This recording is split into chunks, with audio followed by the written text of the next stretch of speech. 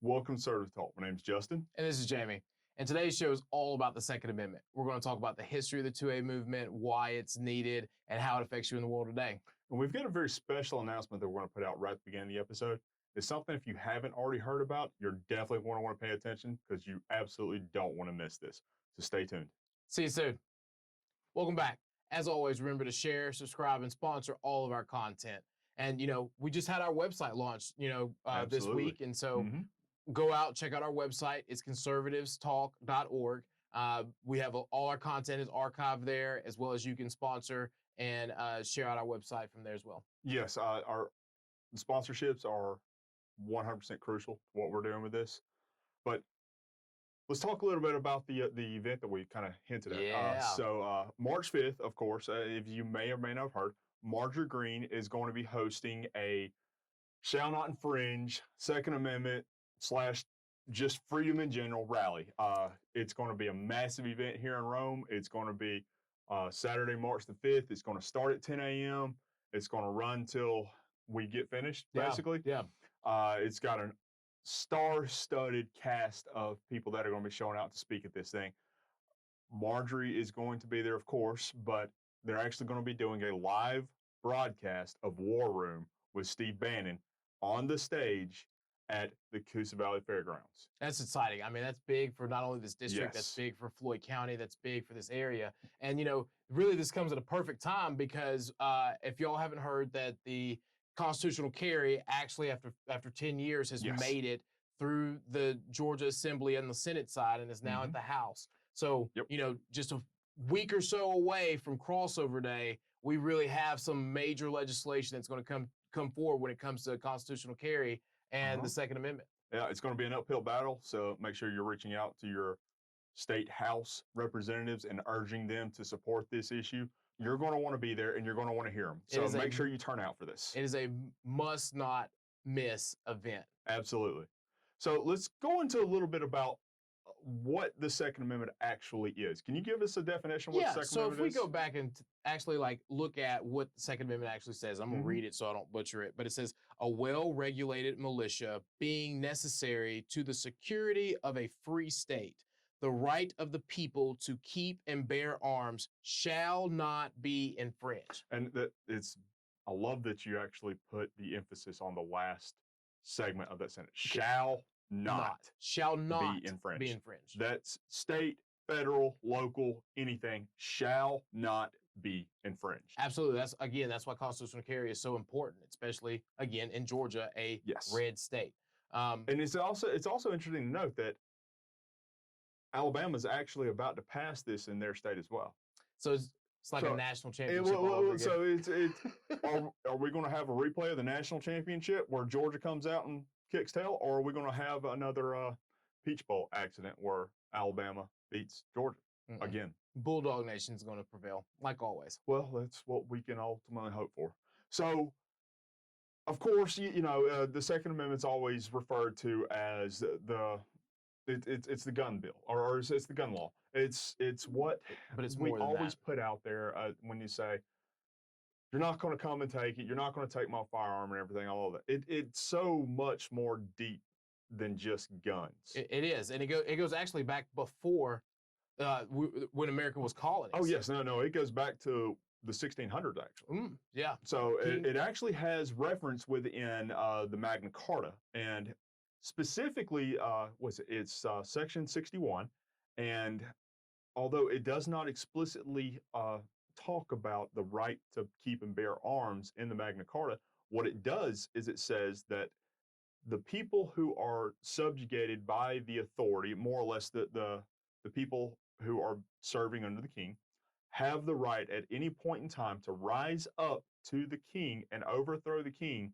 if the king ever becomes too hostile and too overbearing. Interesting. So goes back to the essentials of everything that the Second Amendment actually stands for, and everything that you hear as far as the Second Amendment is not for hunting, it's not for anything. It's literally there to protect and enshrine our freedom, our liberty, and our American way of life. Because if we have too oppressive of a regime to overtake us and become instilled, American citizens have the ability, because they have the means, to overthrow that oppressor and to rise up against them. They not only have the ability and the means, they have the obligation to do so.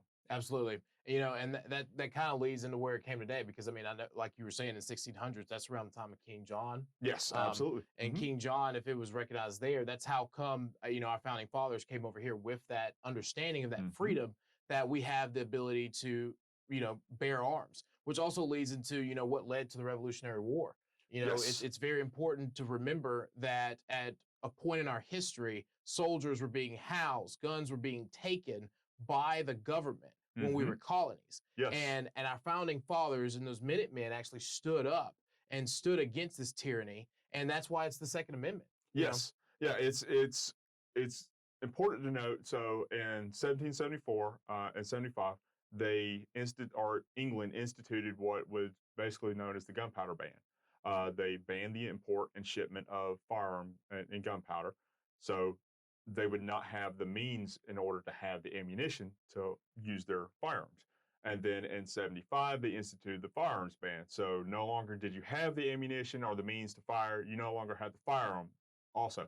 But you hit the nail on the head with what you're talking about, because also in 75 with the firearms ban, they not only just said no importation. They said you can't have them outright, and we're actually going to come. We're going to kick in your door. We're going to beat you until you give them to us. Yep. And then what else is scary is what happened next. After that was when, you know, we start seeing soldiers being housed by private citizens. So now you have citizens inside of these colonies housing soldiers with no ways of stopping them if something were to occur. Absolutely. And, you know, as you know, you can read in history books and things of that nature, some of those horrible incidences occurred to where they couldn't defend themselves. And then here come the redcoats to, you know, try to stop them. And hence 1776 and the whole revolutionary came around. Absolutely.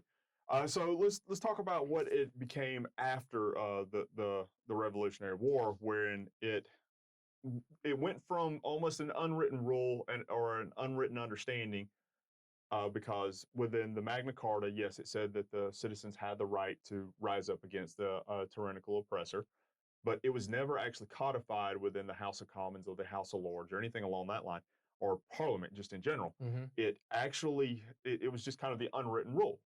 So the Americans had the foresight, or at least our founding fathers had the foresight, to where they actually wrote this rule down. As a matter of fact, there were several states that refused to ratify the U.S. Constitution until the Bill of Rights was more or less promised to them that it would have certain things within the Bill of Rights, and this being chief among them, because as you've heard multiple times before, the second protects the rest. Exactly. And, you know, and there's a reason why, you know, freedom of speech is first and the Second Amendment is second, right? Because, you know, when you're starting to think about freedoms of people and you're starting to think about how do you uprise against tyranny, you know, the ability to speak out against a unjust government is very important.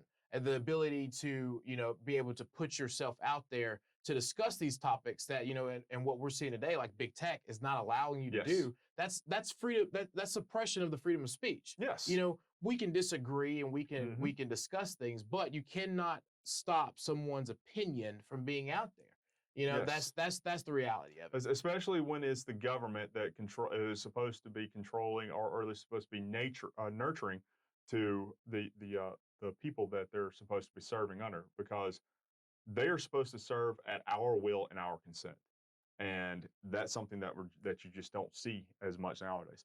So another thing, let's talk about how this right actually started getting chipped away, and how we've come to the point where we are today, to where we actually have to go out and pay $90 every 5 years to have our fingerprints ran, our background ran, determine whether or not you have the right to even hold this or to be able to get one of these firearms that, quite frankly, could be seen as one of the most deeply held beliefs within our American system. So tell us a little bit about what you know with this. So, you know, here's the thing. You know, you started to see about right around the 90s and the 80s, you start to see a rise in the restriction of gun usage. I know from You're talking about the Brady Bill. Yeah. And during the time of the Brady Bill and the passing of it, that's when America was really hit heavy with a pullback on automatic assault rifles, semi-automatic assault rifles, and then you start to see more licensing occur. You start to see the ATF start to really gain some more power and form inside of the American bureaucracy. Inside that bureaucracy, now you have, one thing that I think is very noted is that once you create a bureaucracy, then you create more institutional power. Yes. So just absolutely. like any other organization, you have your departments and things like that are going to come out and try to each department's built like competing for funding. So depending on who the administration is, depends on like what their policies are going to be, which also leads to budget increases, budget decreases. And so once you really like fast forward, you start to see this big push to stop quote unquote domestic terrorism, right? We saw that in the early 2000s and in the late 90s with this gun-free zone stuff starting to ramp up. Yes. Now you understand why we have bureaucracies and why they became so powerful. Absolutely. Like the ATF. So a little bit of history on the ATF. It was actually originally a branch of the IRS. It was started during Prohibition. That's actually where our NFA actually came from, the National Firearms Act, that actually banned the private sales of fully automatic weapons, suppressors, anything along that line. You had a lot of the gangsters that were running around. You saw the rise in crime. They say it was directly attributed to that, but we know that's not. Well, quite frankly, exactly, because there was something else that was being used to that caused that rise in crime, and that was the prohibition of alcohol. And they were making a criminal enterprise, and they were using these firearms in order to protect this criminal enterprise. So with the NFA going into effect and the ATF moving from the IRS under the Department of Justice, that's when you start to get where you're starting to talk about, because the incoming administration is being able to direct the policies under the Department of Justice and allowing for these changes to come over all the time. So here recently, there's actually going to be a ruling coming out in August of this year in regards to the pistol braces and the ghost guns that they had put out a year or so ago. Quite frankly, all these issues are all these items that they're trying to ban now were 100% legal underneath their current rules. And I do fault 100% President Trump for doing this because he's the one that came out and did the ban with the bump stocks. Well, yeah, but you know what? There's no ifs, ands, or buts on that one. That was 100% what that led to this, to where the ATF then decided that they can come out and do this. As someone who's done it, sometimes you get bad advice from wrong people. And I think that's similar to what President Trump saw and happened here. But again, if there's one thing that we can disagree on as far as between ourselves and what he did, that's the number one on my book. And that's it. But that like you were saying, that's what started with the honey badger, and that's what started with this last movement. Absolutely. On our attack on guns. Absolutely. So now we need to get back to understanding exactly what the original meaning and intent for the Second Amendment is, and that is the shall not infringe movement. Yep. Of exactly what we're seeing. And Congresswoman Green, actually, the congressional member here, has actually proposed legislation to completely defund the ATF. So they would no longer be able to have these oppressive rules that they were coming out with and everything along that line. So just another reason to come out and enjoy this and listen to everybody speak and hear what they have to say. But we're going to take a break right here on this one. And then when we come back, we're going to go into exactly why the 2A is needed and why it is so necessary to have involved in our everyday life nowadays. Stay tuned. Welcome back. And, as we were discussing before, it's all about the Second Amendment today. And so, one of the things that I think it's important to highlight is that, when in the Second Amendment, it talks about, a militia and, a little bit about what that means. So when we start thinking about a tyrannical government, similar to what we're kind of starting to see today with the Biden administration, you're starting to see this idea of the federal government trying to overrun us. They're creating more gun-free zones. They're taking more of our gun rights away. And, this gives us the right through this Second Amendment to where we can form our own organized militias to where that if we feel that our rights are really truly starting to be infringed upon, then we can, act accordingly. Yeah, I think that you hit the nail on the head with that topic, especially because within the actual Second Amendment says that a militia is necessary to the freedom of the state. Absolutely. So it actually says being necessary to the security of a free state. And I will say one of the best organized militias that I've ever seen is one that we actually have here in the district. It's in Walker County. There's one up in Lafayette, and those guys are amazing. No, they're very well disciplined, trained. Very well disciplined, and trained. I think it's was it no longer silent or something along that line. Yeah. But anyway, so a little bit about so let's kind of go or delve into this this whole idea of militia a little bit more. We're talking about citizens, just everyday average citizens, as our we'll take a step back and we'll look at what citizens were looking at back during the time of, or with almost an original during colonial time. Like, I mean, think about it. Like our Minutemen who actually helped found this country were a organized militia. Absolutely. And we're not talking about just, and a militia is a step up from just, average citizens having guns, which is what a lot of people try to think in their mind. Well, yes and no. Well, I mean, I'm talking about the average person. The average person is sitting there thinking about like, oh, well, it's still yes and no.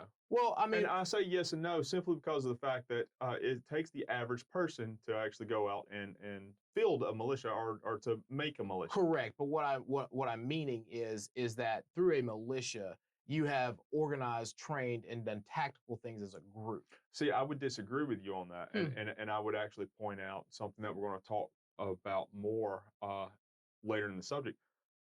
Look at what's going on in Ukraine right now. They're handing Kalashnikovs to just your average everyday citizen. That's a valid point. Those are forming militias. That's technically forming a militia. And they have stopped one of the largest and most aggressive militaries in the entire world. I mean, it's honestly been amazing to watch Ukraine do the things that they've been doing as private citizens. But a little bit about there's just some tactical organization. Well, kind of, sort of. We'll agree to disagree. Exactly. I think it's just quite frankly, a militia is any citizen of a country that takes up arms against their aggressor. That technically constitutes a militia. We can agree on the basis of it. So, but what I was trying to get around to earlier was a little bit around almost getting around the idea of the original intent around this type of issue, because you hear a lot about, well, back when they wrote the Second Amendment, everybody had muskets. Now we have nuclear arms. Actually, the president, I say president, Joe Biden said this. He said, if they want to come after us with AR-15s, we've got tanks and planes. So it's very telling when you have somebody who's supposed to be president of the United States and telling the population, saying, go ahead and try and rise up against me. My arms are bigger than yours. So that well, not just that, but that actually goes down to that actually delves down into the idea of the fact that the whole idea or the whole intent of the Second Amendment was that it was to prevent tyrannical governments from oppressing the people throughout the states. Yeah. And the fact that the tyrannical government that we're seeing is flaunting these arms and munitions that they have, well, quite frankly, we should have what they have and potentially more. Which is why, when we start talking about banning assault weapons or, banning. Like they did in actually 1986, because I remember it explicitly because it was the year I was born. Huh. Yeah. Interesting. I wasn't here yet, but you were still I got to do that little dig real quick. Yeah. Anyway, so yeah, exactly. And to back up a little bit further, when we start talking about militias, like this all really goes back to personal protection. Oh, absolutely. Because like that's where it really begins. One thing that we can't agree upon is you can't form a militia if you haven't found personal protection or you don't have your way to protecting your person and your family. I think that's where in today's day that we're really starting to see this really big impact and why it's needed. Take the city of Kennesaw for an example. Yes. In Kennesaw, homeowners are required by ordinance to have a gun inside of the home. Like that is the ultimate protection. Now look at one thing I follow is ATL Scoop, which is an Instagram page that really just shows you everything that's going on in Atlanta. And it's shocking to see how many like violent crimes, murders, things of that nature are happening in a gun-free zone. And I Yes. put gun-free in quotations because we all know how that works. Yes. You know, when the criminals have the guns with the law-abiding citizens, they may have theirs, but they're encouraged not to. Correct. And if you're a law-abiding citizen, or look at New York, like where you have high-profile people. I remember, there was a football player who was carrying his weapon, high-profile individual, going into a nightclub, drops his gun, shoots himself, gets charged because he had a gun without a permit. Yes. But knowing that he needed to protect himself. That's something that we're actually going to touch on a little bit in the next segment. So stay tuned with that one, because that's actually it's a sore subject. It's a sore subject. Not just that, but it's a very timely subject as well, because there are a lot of issues that are being kind of raised around that area. So yes, you are 100% correct in what you were saying. Personal protection is the ultimate intent of the Second Amendment. It's not just for the security of the state, but it's the security of the person. Because under the U.S. Constitution, it says the preamble says, "We the people." It's we the people that make up or give our consent to the or give our consent to be governed, and the governed being the state. Yep. So we ultimately have, just within our natural rights, have the ability to protect ourselves and to be free within of itself. So it's also interesting to note that the Second Amendment has been recognized, or at least the right for one to be able to defend themselves has been recognized as one of the most deeply held beliefs in the entire, like just the entire world, more or less, or any other type of belief. The right, or the belief that you have the right to defend your life against another, or somebody that's trying to take it, or your family's lives and livelihood against someone that's trying to take it. Antonin Scalia actually wrote or penned in his opinion in D.C.B. Heller that it was one of the most deeply held beliefs, but yet it actually holds one of the medium level protections within the legal system. It doesn't hold up to the standard of strict scrutiny, which means that the government must have a very compelling reason, as well as making sure that the restrictions are very narrowly tailored, and that there are multiple avenues outside of that. It's just held up within the intermediate level of scrutiny, which, quite frankly, as we see, you come across with places like Chicago that have very strict gun laws, but a high rate of crime. Again, and we've talked about this before in our private conversations of, one thing that the African American community talks about is in Chicago is Chirac, because for such a high gun-free zone, you have weapons that you usually do not see unless you are in the Middle East. Yes. And it is a true war zone in some of those communities. And that is because, again, we go back to that statement of, when you restrict good people from having guns, bad people get more guns. Exactly. And you create another level of tyranny. Mm-hmm. And so it's really awful to see kind of what's happened in some of the, lower income neighborhoods and projects inside of, the city of Chicago because of these gun-free laws. And, citizens being afraid to even protect themselves or learn how to protect themselves. Yes, and it even goes further beyond just within cities. Let's look at one of the least secured areas throughout the entire country, or at least we'll call them soft targets. That's what we called them in the military. Targets that don't have any sort of an infrastructure or security enabled there. We'll use, for example, malls. Malls have one of the highest ratings of just mass shootings. We'll call them that because that's what they are. They're mass shootings, just simply because malls are gun-free zones. You will not see a mass shooting within any area outside of gun-free zones.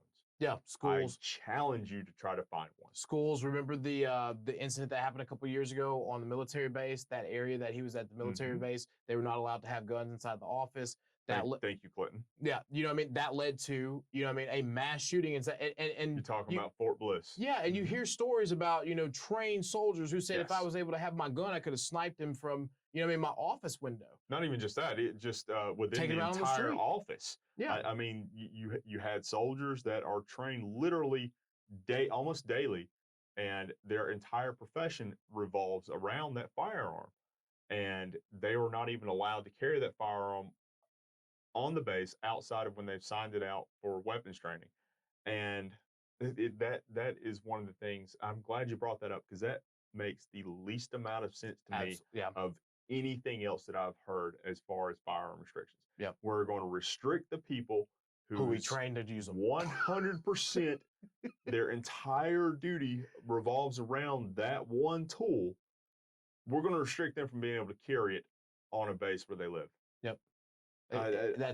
What sense does that make at all? It doesn't. Like, I mean, like you can't even make that up. They literally leave, like, you know what I mean? And I wasn't in the military, you were, so you can tell me a little bit more about this. But you could leave and go out and train. Then you weren't supposed to tow your gun in before you got like in your barracks, right? Is that how that works? So you you could take them back to your barracks, but once you signed them out, they were 100% in your possession. If you at any point in time lost it or became separated from it, then that was a field grade Article 15. You lost an entire month of pay or entire month of pay, and you lost an entire rank that you held. So it was the absolute last thing you wanted. It's considered a very sensitive item. Awful. Yes, it was a very sensitive item, understandably, because you're dealing with, in some cases, fully automatic rifles.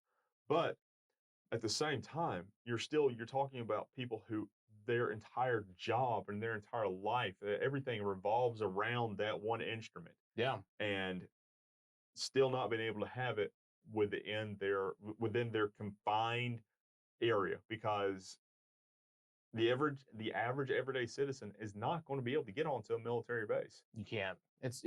I have some friends that are in the military, and we would go visit them at different bases, and we get there and you can't do anything. You can't.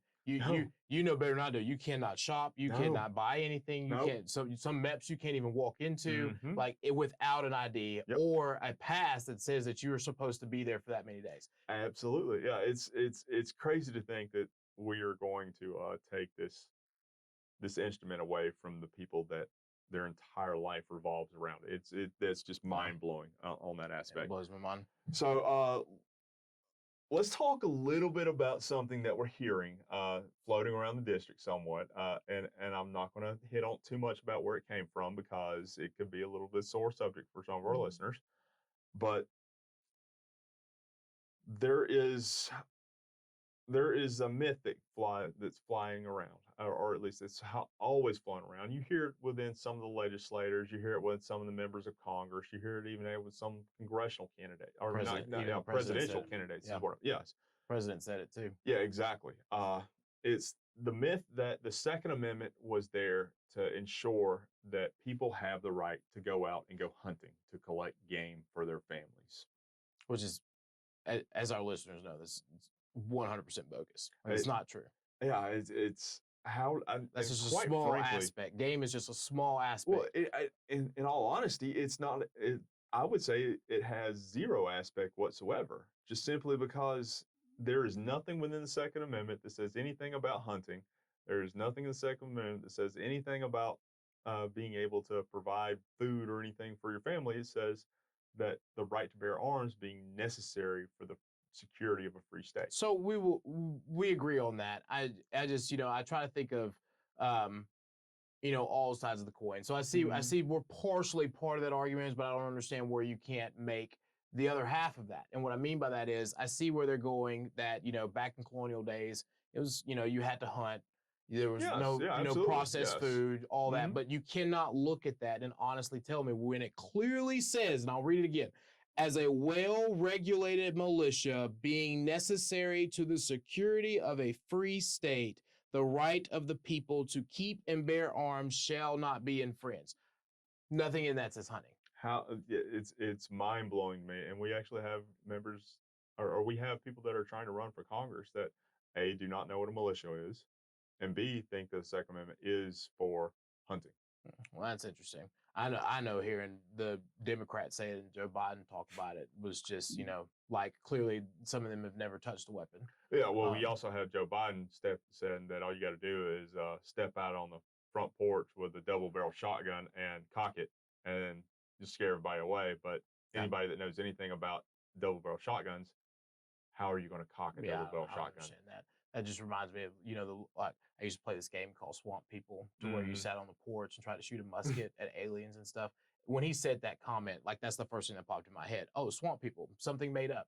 Yeah, it's literally because it's literally what it is. It's just something made up. Yeah, it's along the lines of along the lines of a lot of things that he says. It just makes no sense.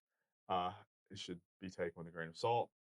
But there again, he also made the reference to deers wearing Kevlar vests, and that's the reason why we shouldn't have 30-round magazines. Not to get off topic, but one of my favorite awful Joe Biden quotes was when he was talking about electric cars and how he's like, with one electric car, you can get across the country on one full tank of gas.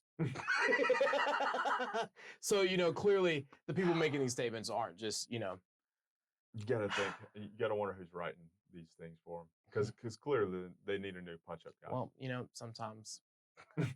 So we're going to take another break real fast, and when we come back, we're going to delve into a little bit more why the Second Amendment is necessary in today's modern world. Yeah, stay tuned. Welcome back.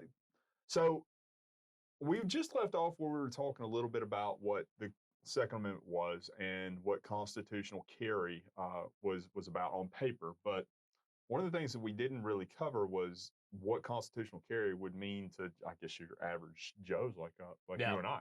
Yeah. So, Jamie, what exactly does constitutional carry mean to you? So constitutional carry means to me that we have the right to carry and use weapons as we see fit. Like, I mean, and let me elaborate, because people take that people take little snippets and they'll use it however they want to. But what it truly means to me is that I have the right to defend myself however I see necessary, and it's not the government's place to tell me what I should be comfortable with in defending myself. When I was a kid, I always wanted to take 9, can't have it. Always wanted an M16. That's gonna be hard. I would love to have a tank.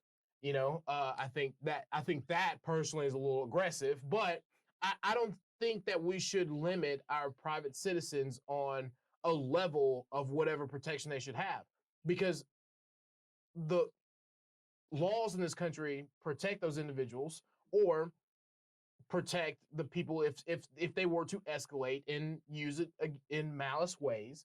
You know what I mean? But if you want to own something of that nature, that's your own personal choice. And because of that, I feel like that's what it truly means when we say that you have the right to bear arms and it shall not be infringed, is that you should not infringe on my right to purchase something legally that the government can purchase itself.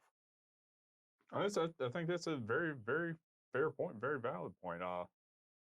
You mentioned that, tanks, you would be okay, although you thought that would be a little aggressive. That's a little excessive. Well, in all honesty, I am 100% in line with that, except I think that it should be almost, I think it's kind of a step back as far as the aggressive standpoint. I'm good with tanks in the front yards and nukes in the back, just simply because the fact that, yes, the Second Amendment says that for it is a necessity of a free state, and to defend it, you have the right to bear arms, and that right shall not be infringed. So it is the necessity to defend the free state. So you have to have these arms. And So go ahead. I'll let you finish. Yeah. So if you're going to defend the free state, the whole idea behind the Second Amendment was to keep from tyranny from taking over. Tyranny comes from the governmental level. So anything that the government has, the private citizenry should have to be able to respond back with. So if the government has nukes, we should be able to have nukes. And yes, Joe Biden, I am saying that 100%. If the government can have nukes, the people should be able to have nukes, because the Second Amendment is there 100% in case the government becomes far too tyrannical. The people have the means, they have the obligation to rise up and overthrow that government. I get that. And you know what? One thing I was sitting here thinking about as we were talking about this just a second ago was that we grew up and were taught the responsibility of weapons, which is one thing I think that a lot of people miss. Like if you're a teenager or an adult before the first time you ever touch a weapon, then you have in my mind, a lack of care and a lack of understanding of that responsibility, because it's a responsibility. Mm-hmm.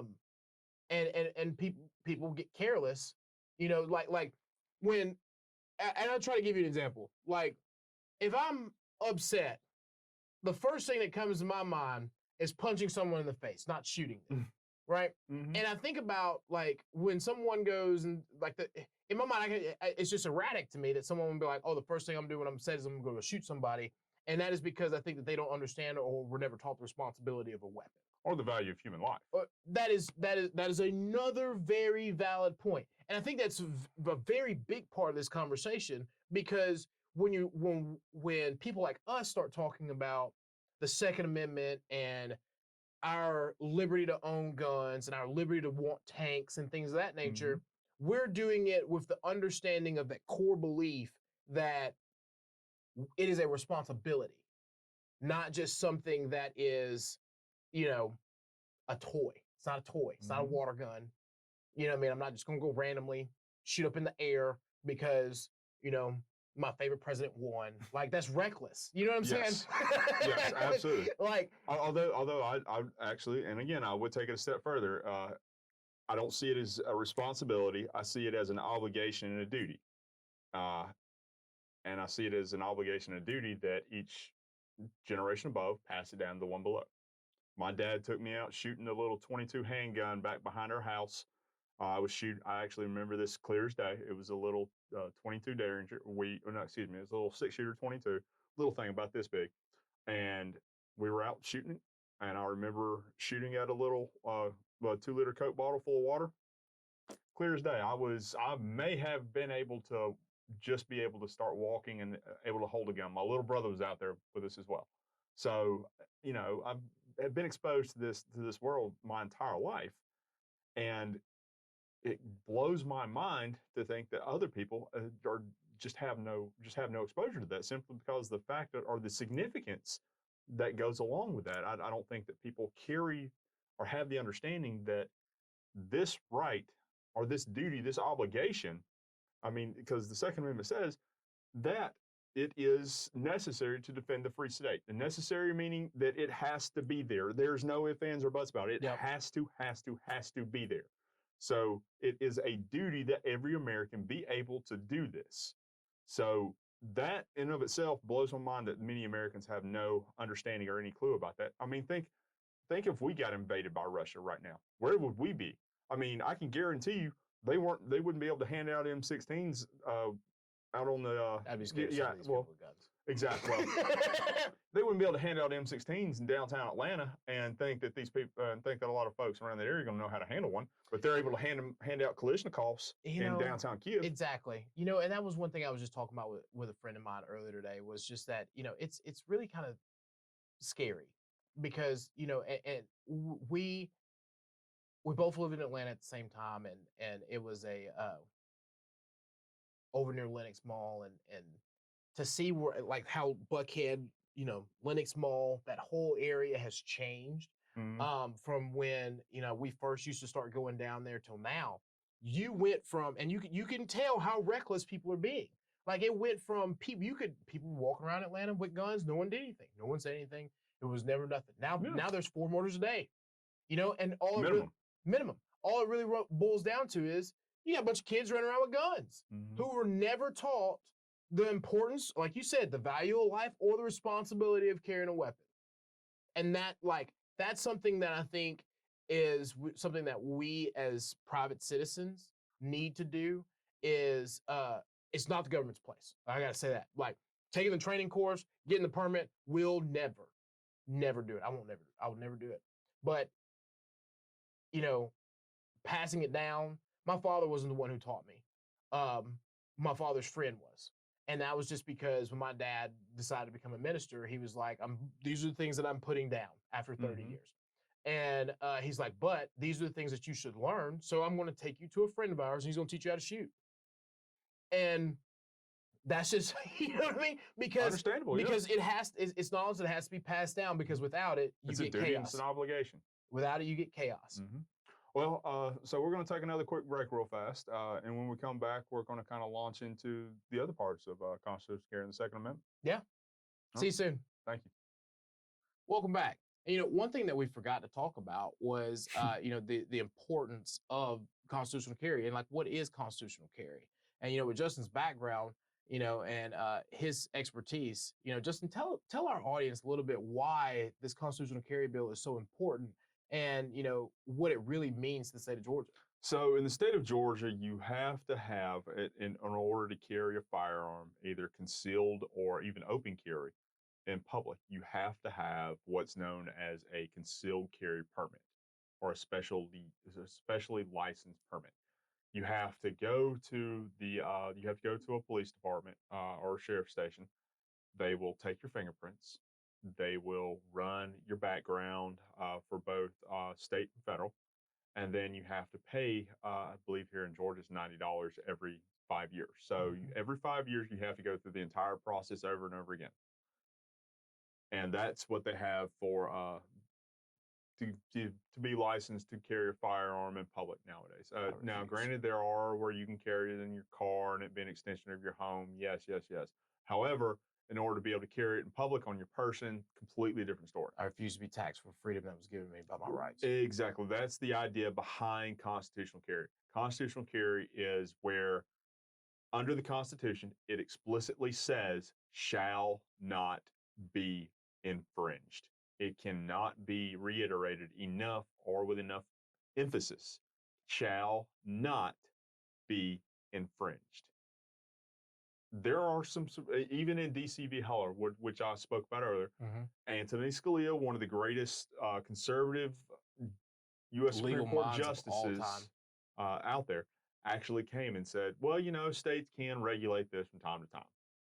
No, it says literally in the Constitution, shall not be infringed. It's one of the most explicit, one of the clearest stated, and quite frankly, one of the, I don't see how you can get any other definition from that. Shall not be infringed. There's just no other way to say it. Yep. But with constitutional carry, essentially what it is if you are of legal age, meaning 18 for rifles, 21 for handguns, you can carry open concealed without having to apply for the state's permission to be able to do so. You don't have to go and spend $90 every 5 years. You can save your money because, again, in the Constitution, it says shall not be infringed. So you don't have to have that licensure to carry it. You don't have to go and register with the state. You don't have to register with the FBI or ATF or any of those other guys. You literally can just express your constitutional right to be able to carry a firearm to defend yourself. And that's where constitutional carry comes from. And that's what constitutional carry means, is that you are carrying your firearm with the explicit purpose of what the Constitution is saying. And you know what, that to me, that is one of the biggest things that in this country that we have to stand behind and we really embody. I 100% do not agree with getting a permit. No. It is, and having to carry a carry license to show or say that I paid my government to allow me to carry a gun. And I rave at the day that I can walk around with my Draco in the middle of the book bag. Like, that's just, I tell everyone that when constitutional carry happens, and again, I won't do it in like government buildings and things, but I can't wait to have elementary schools. Or elementary schools. Of course, yes. Yeah. I mean, there are certain places that just didn't make any sense, exactly. And I think we all agree upon that. But although parents should be able to, not parents, but teachers should be able to carry firearms. Without a doubt. And keep them inside the classrooms. I had a teacher, and that was when I was in grade school, and that was the one thing that she always, instilled in us as students was, especially as young females, like, carry a gun in your purse. You have no idea what will happen, especially if you're a female who works late at night. Carry a gun in your purse because you never know what will happen. You never know if you're going to be able to get back to your car in time. You never know who's going to be following you or anything of that nature. You need to keep it on your person.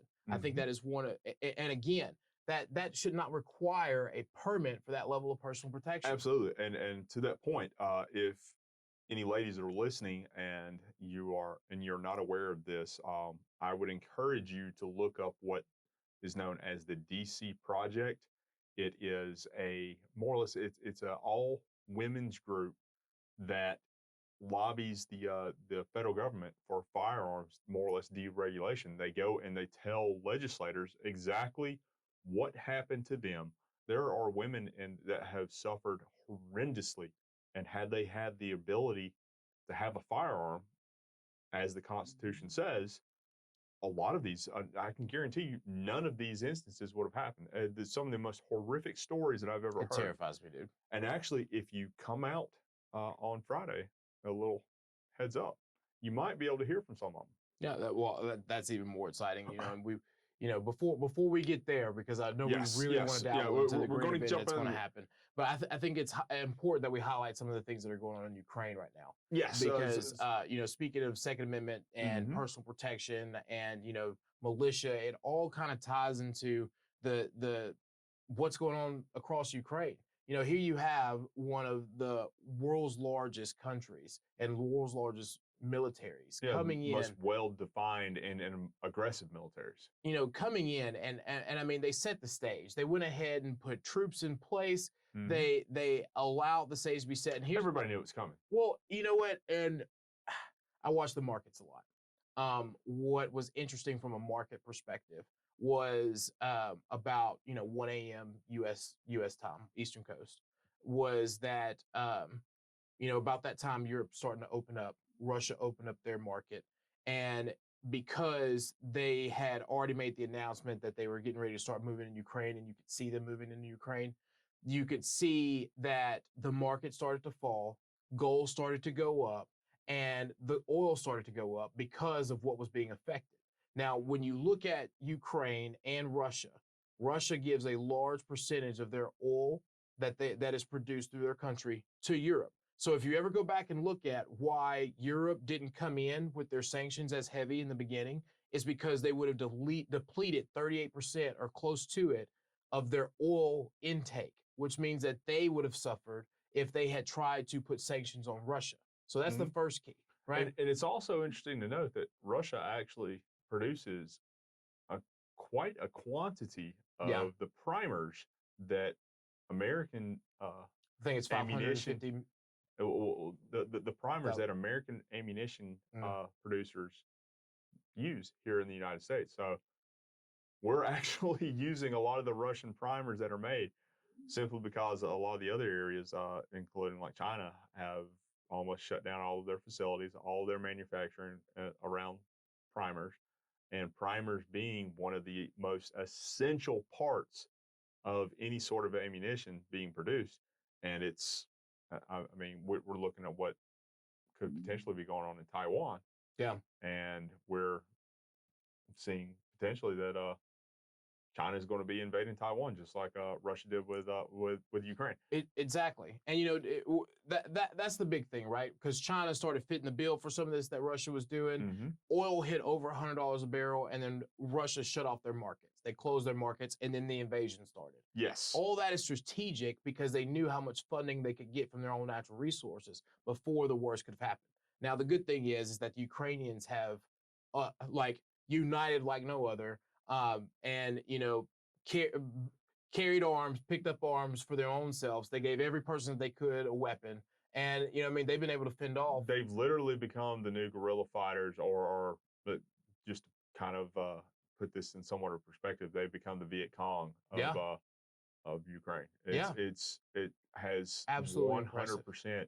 Yeah, exactly. I honestly cannot think of another situation that has been more impressive than what they're doing there. It's beyond fathomable to think. You got bankers picking up weapons and killing trained legislators picking up weapons. Yeah, the president's. That's the biggest thing. You actually have people that are in the Ukrainian parliament picking up firearms and going to war to defend their country. Yep. I guarantee you, not every single one, but a vast majority of all the legislators in our Congress, if we were ever invaded, that would never have happened. Ever. I mean, You see it. You see what happens to them when they get a little scared. Exactly. We saw that, you know. But yes, so it's incredible to watch these citizens, the average Ukrainian citizen, a citizen that had never held a firearm in their entire life, picking up a Kalashnikov, learning how to make a Molotov cocktail, and learning how to basically wage urban warfare. Breweries were literally like changing over to make the cocktails. It is inspiring and exciting all at once. All at the same time. It's incredible. It honestly truly is. But let's focus a little bit here back at home. We have seen a very large movement within, and we'll go ahead and call it what it is. It's a very large movement within the Communist Democrat Party that's being pushed out of defunding the police. Yeah. And with that message and actually them defunding the police, we are seeing a staggering rise in violent crimes. The rapes are just in Atlanta alone are up over 200%. It's really scary. The murder rate in Atlanta is up 40 some odd, I think it's 43%. As a matter of fact. To add to that, it's crazy. And to add that very quickly, because I really have a hard time with this. The city of Atlanta no longer pursues criminals. Yes. But they created a contract or an intergovernmental agreement with Georgia State Patrol. So Georgia State Patrol will pursue so they can stay face to this fake gun-free, sanctuary garbage that they're doing. Exactly. It is just mind-blowing to think that they actually believe that by defunding the police and creating this whole scenario that it's going to help out in this situation at all, particularly when Atlanta has some of the most or has the highest proliferation of gun-free zones anywhere. Yep. I mean, I can't think of too many places I could walk into in downtown Atlanta that don't have the literally firearms banned or this is a gun-free zone sticker right on the front door as you're walking in. Do you remember being young and Lenox Mall used to be like this, like it was awesome. It was like a magical candy land. Literally, because you could go get these polos that you couldn't find anywhere else. You could find all types of stuff. And now you couldn't pay me to go to Lenox Mall because there's someone. It's a war zone. Exactly. There's no other way. That was not planned. Yeah. That was exactly how is the best way to describe that place. I mean, it's hard to even walk through the parking lot without it getting mugged. Yep. I mean, I honestly wouldn't even go there without a firearm whatsoever, and I carry everywhere and go anywhere with one. But it's also interesting to note that there are actually some lawmakers, and of course they're Democrats, that have began to feel the repercussions of some of the issues and the legislation that they're pushing through, or at least some of the agendas that they're pushing through. We've had two Democrat lawmakers, one of them in Chicago, one in Philadelphia. One of them was, and we'll almost say the hypocritical part for the last of it, but one of them was they were carjacked in their neighborhood. One of them had their family Mercedes-Benz stolen from them.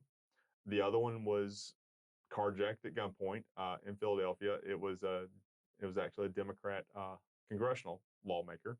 The one in Chicago was a state, I believe she was a state senator. Either way, she was a state she was lawmaker. An official. She was an elected official. She was a state official. It does, yes. But the funny thing about it is that her husband was a concealed and carry license holder, and it was her husband's firearm that saved their lives. Wow. She should probably put some gun-free legislation. Oh, 100%. Which is just the gun-free legislation, but she was actually a couple of weeks before pushing her defund the police legislation. Wow. Literally creating the environment where she was held at gunpoint to have her vehicle stolen. It's mind blowing. That's how policy you can't make and this party up. Politics overrule logical thinking. Because sometimes, sometimes you have to think logically, sometimes, and just sadly, when you're in party politics, you have to think across the party line. But you don't have to, though. Neither one of them should overrule the other. No. Because at the end of the day, if your logic starts to overrule, then you're seriously in trouble. Yeah, and that one, the logic of that is just beyond comprehension. Thank God that her husband believed in carrying firearms to protect themselves and protecting them. Imagine had there had been in Chicago a constitutional carry.